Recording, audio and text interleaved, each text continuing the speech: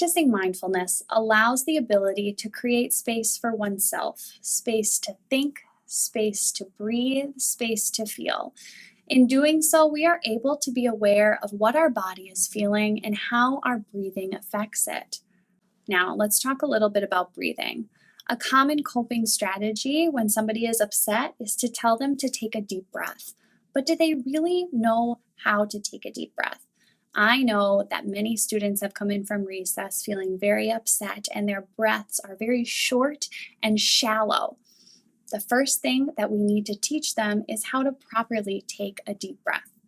When you're guiding your students on taking a proper deep breath, a great way of doing it is putting one hand on your chest and one hand on your belly, making sure that when you take a deep breath, your belly is inflating and not your shoulders or your chest. So tell them to breathe very slowly out of their mouths and in through their nose. So we breathe in. A great way to get kids to be doing wonderful breathing is to remind them of the phrase, smell the flowers and blow out the candles, both things that they've done before. Smell the flowers, blow out the candles. Once the students are calmed from their breathing, they're going to be able to spend more time focusing on what their body is feeling. A great way to help them focus their minds is with a Zenergy chime.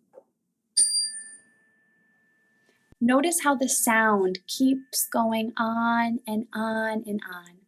A great exercise would be to play the Zenergy chime and have their students close your eyes, play the chime, and when they think they can no longer hear the sound, they can put their hand up, give a thumbs up, or any signal that you give them. By doing so, they're actively listening to something else and making sure that they're focusing their mind on the task. Now, it's okay if their minds wander. That's bound to happen.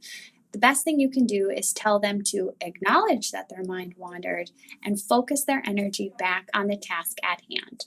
Another way to practice awareness is through guided directions. Again, tell your students to close their eyes or gaze down and focus on tightening the toes and letting it relax, tightening the ankles, letting it relax, tightening or wiggling the fingers and letting it relax.